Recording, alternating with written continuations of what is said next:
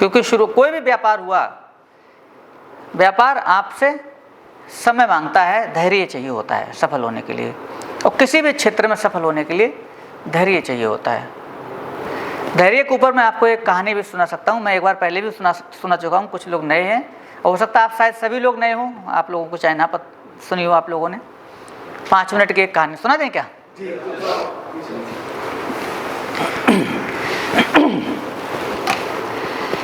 मैंने जैसे बताया आपको, किसी भी काम में सफल होने के लिए धैर्य चाहिए होता है। बिना धैर्य के आप सफल नहीं हो सकते। आपको उस काम को सीखना भी है, सीखकर उसको करना भी है, और करना है धैर्य के साथ। अगर आप धैर्य रखेंगे उस काम को करते हुए तो आप जरूर सफल होंगे।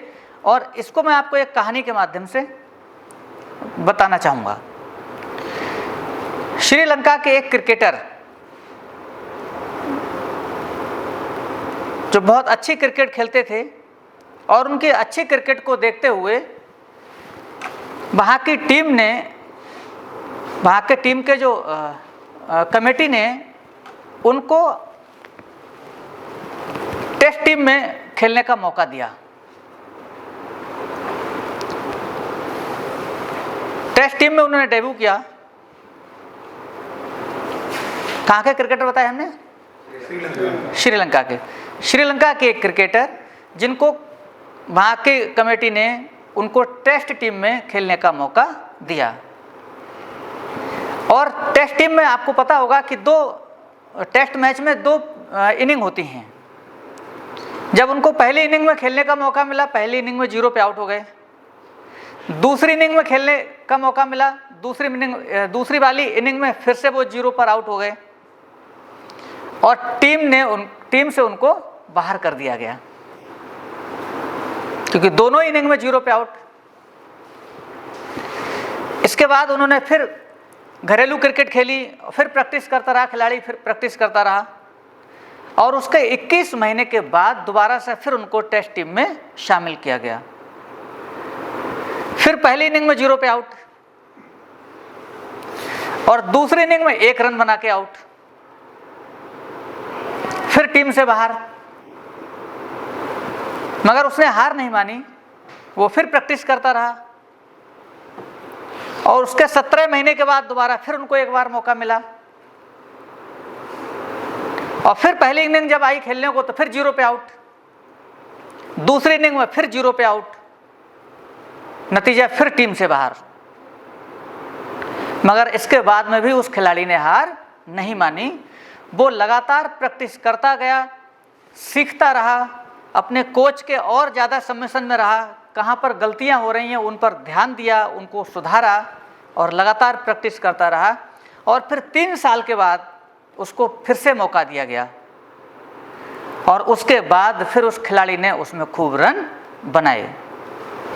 इसके बाद उसने श्रीलंका के लिए 16 शतक बनाए,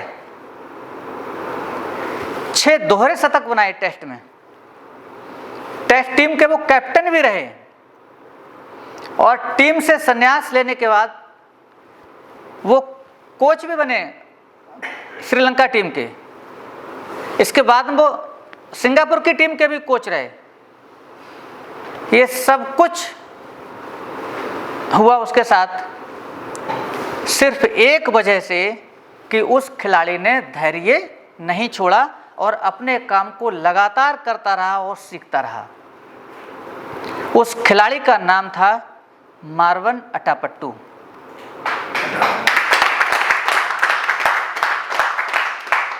जिसको 6 साल लगे हों अपना दूसरा अंतर्राष्ट्रीय रन बनाने में,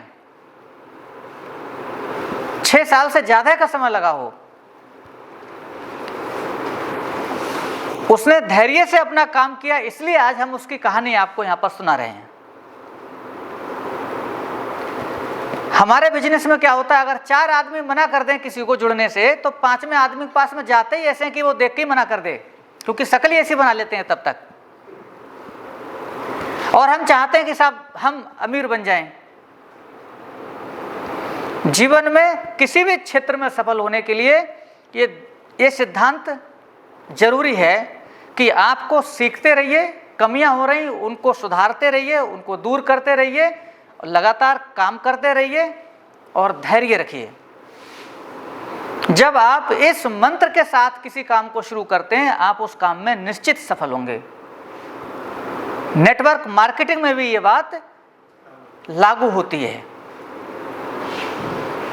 यहां पर 4-6 लोगों के बाद हम जब मुंह लटका लेते हैं, अब ये बताओ, जो मुंह लटकाए हुए कोई आदमी किसी काम को लेकर जाता है किसी के पास में, उसके साथ कौन जुड़ना चाहेगा? कोई आदमी रोते हुए व्यक्ति के साथ रहना नहीं चाहता है। और वो लोग सोचते हैं कि साहब हम तो मेहनत तो बहुत की, हम साहब सफल नहीं हो पाए। 4 आदमी से बात करने के बाद में उनको पूरे दुनिया का सर्वे हो जाता है कि ये चलने वाला नहीं है। जबकि जरूरत है उस समय सीखने की। अगर आपकी बात नहीं सुनी जा रही है, आपकी बात लोग नहीं समझ रहे हैं, तो जरूरत है उस समय आप सीखें और सीख कर लगातार अपने काम को करते रहें। एक दिन आपकी बात को लोग जरूर सुनेंगे, जैसे कि अटापट्टू सफल हुए। अगर कोई मेरी राय पूछे तो मैं तो ये चाहता हूं कि शुरुआत में कम से कम 15-20 लोग तो हर आदमी को ऐसे मिलें जो मना करें, क्योंकि 15-20 की मना सुनने के बाद में भी अगर टिका है कोई इस बिजनेस में, वो निश्चित सफल होगा। क्योंकि 10, 15, 20 लोगों की मना सुनने के बाद में बचता ही वही है जो सफल होने वाला होता है। और शुरुआत में जितनी ना मिलती है उतना ही ज़्यादा हम सीखते हैं, क्योंकि उतना ही ज़्यादा हमें सीखने का मौका मिलता है। क्योंकि जब समस्या हमारे सामने आएगी तभी तो हम उसका समाधान ढूंढेंगे।